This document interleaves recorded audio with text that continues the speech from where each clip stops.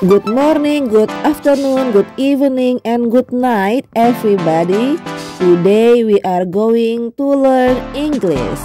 Welcome to Mita's English Classroom. Let's go study. Sebelum kita memulai pelajaran kita kali ini, mari kita review dulu pelajaran yang sudah kita pelajari sebelumnya. Sebelumnya kalian sudah pernah belajar tentang cara bagaimana menjawab pertanyaan apa sih yang sedang kamu lakukan? Contohnya, what are you doing? Apa yang sedang kamu lakukan?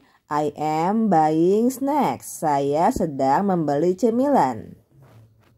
Itu kalimat positifnya. Untuk kalimat negatifnya, kita hanya perlu menambahkan kata not setelah to be. Contohnya, I am not buying snacks. Saya tidak sedang membeli cemilan. Untuk kalimat tanya, to be-nya ditaruh di depan. Contoh, am I buying snacks? Apakah saya sedang membeli cemilan? Nah, itu adalah cuplikan singkat yang bisa kita ulas kembali hari ini tentang materi sebelumnya. Sekarang mari kita masuk ke materi berikutnya. Kali ini kita akan belajar tentang menjawab pertanyaan apa yang kamu lakukan. Perhatikan bedanya ya. Minggu lalu, apa yang sedang kamu lakukan? Kali ini, apa yang kamu lakukan? Apa sih yang kamu lakukan? Kamu belajar, kamu bermain, kamu menonton TV, ya. Jadi, what do you do itu artinya apa yang kamu lakukan, yaitu membicarakan kebiasaan sehari-hari atau apa yang kamu lakukan sekarang, ya. Yuk kita mulai. Kalimat yang kita pelajari kali ini termasuk ke simple present. Kita akan belajar bagaimana menjawab pertanyaan what do you do, cara membuat kalimat positifnya, cara membuat kalimat negatifnya, dan juga membuat kalimat tanyanya. Langsung saja, lihat di sini ibu sudah memberikan sebuah contoh. Yang pertama, I go to school. Saya pergi ke sekolah.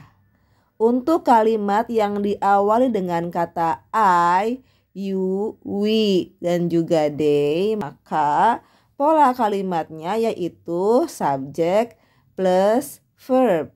Subjek itu adalah orang, verb itu adalah kata kerja. Kata kerja itu seperti belajar, bermain, berlari, meminjam, ya. Kata-kata yang berhubungan dengan pekerjaan itu namanya kata kerja atau verb. Di sini contohnya adalah go, pergi. Subjeknya itu I, verbnya itu go. Jadi kalimatnya I go. Saya pergi kemana? Ke sekolah. I go to school. Nah, sekarang lihat ke contoh yang kedua. She goes to school. Apa bedanya ya dengan kalimat yang pertama? Yang pertama kan I go to school, yang kedua she goes to school. Bedanya ada di kata kerjanya. Jika kata kerja kalimat yang pertama itu nggak ada is-nya, sedangkan di kalimat yang kedua ini ada is-nya. Kenapa ada is-nya? Karena kalimatnya diawali dengan kata she, he, it atau nama orang atau benda. Jadi untuk kalimat yang diawali dengan she, he, it atau nama orang atau benda, pola kalimatnya yaitu subjek plus verb yang ditambahi s atau is. Jadi karena di depannya itu she, maka go-nya itu ditambahin is. Jadi she goes to school. Nah, ada banyak kosakata kata kerja yang bisa berakhiran s maupun is. Namun kali ini di kelas 4 ini kita hanya akan fokus ke beberapa kata berikut. Yang pertama ada reads, membaca, watches, menonton, takes a bath, mandi, sleeps, tidur, cooks, memasak, studies, belajar, eats, makan, plays, bermain, drinks, minum, goes, pergi, borrows, meminjam, clean, membersihkan, writes, menulis, dances, berdansa, buys, membeli, draws, menggambar, swims, berenang, discusses, berdiskusi. Nah, itu tadi adalah kata kerja yang berakhiran S maupun IS yang harus kalian hafalkan di semester ini. Yuk kita masuk ke contoh berikutnya. Sampai sini sudah paham ya kalau kalimat yang diawali I, you, we, they tidak menggunakan S ataupun IS. Sedangkan kalimat yang diawali she, he, it ataupun nama orang, nama benda, maka kata kerjanya menggunakan S maupun IS. Contohnya di sini kata kerja membaca atau read. Ya, saya membaca sebuah buku. I read a book. Nggak ada S-nya. Kamu membaca sebuah buku. You read a book. Kita membaca sebuah buku. We read a book. Mereka membaca sebuah buku. They read a book.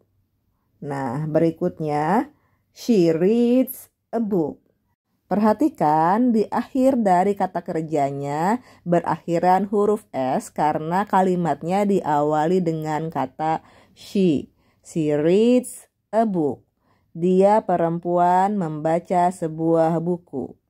He reads a book. Ada S-nya. Dia laki-laki membaca sebuah buku. Maya reads a book. Maya membaca sebuah buku. Nah, itu tadi adalah contoh-contoh kalimat positif dari simple present atau dari bagaimana kita menjawab pertanyaan apa yang kamu lakukan.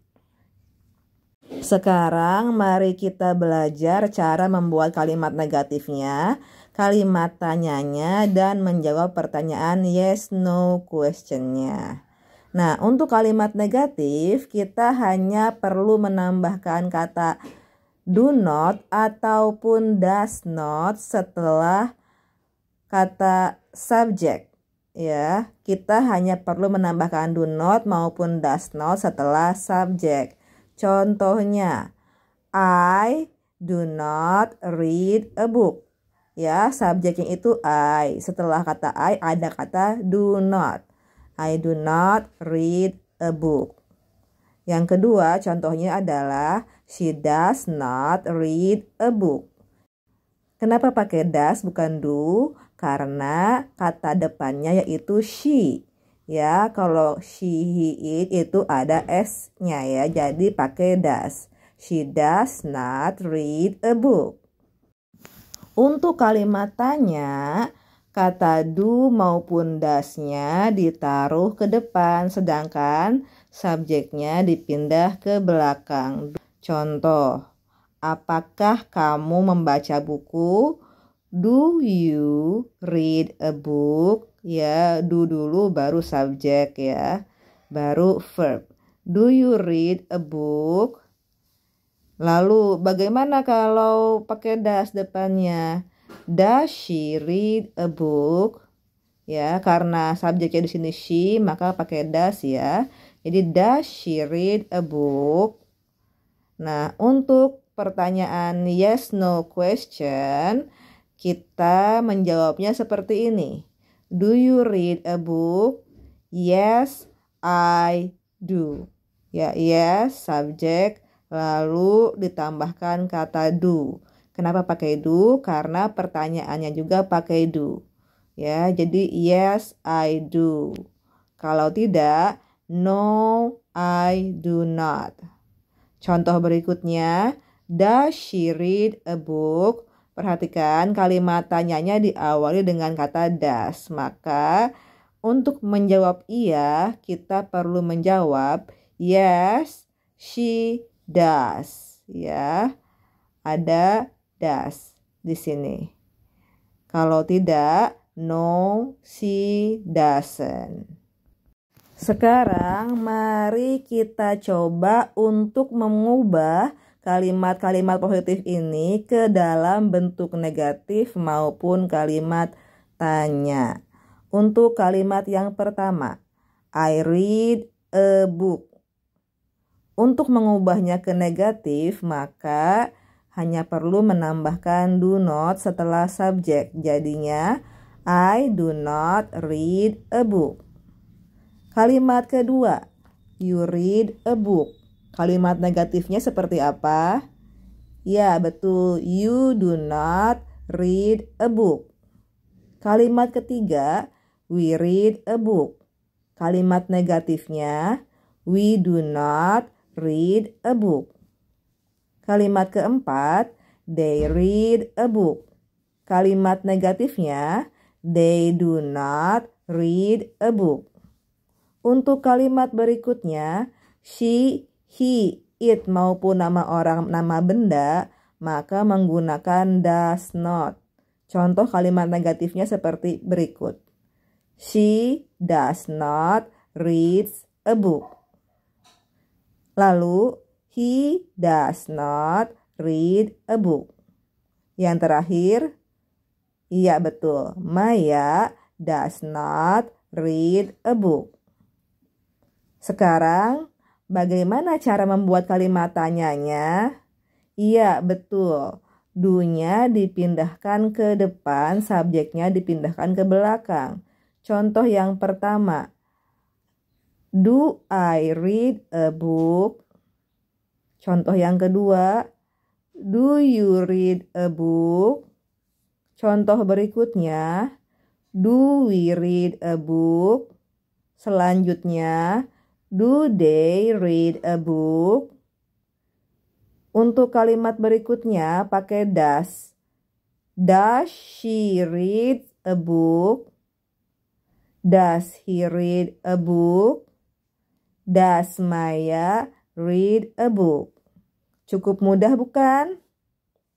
Coba ibu mau tanya, do you read a book? Yes you do, or no you don't. Does Maya read a book? Yes she does, atau no she doesn't. Oke, sampai sini dulu pelajaran kita kali ini. Jangan lupa untuk menggunakannya dalam kehidupan sehari-hari. Karena jika mempelajarinya hanya sekali ini saja, maka pengetahuannya akan hilang begitu saja. Ya, kita akan mudah melupakannya. Kalau kita menggunakannya dalam kehidupan sehari-hari, maka kita akan mengingatnya selalu. Sekarang, kalau kalian bertanya pada teman kalian apa yang sedang kamu lakukan atau apa yang kamu lakukan, pakai bahasa Inggris ya. Dan juga coba jawab menggunakan bahasa Inggris. Selamat mencoba. Wassalamualaikum warahmatullahi wabarakatuh. Terima kasih semua. Semangat terus belajarnya. Bye-bye.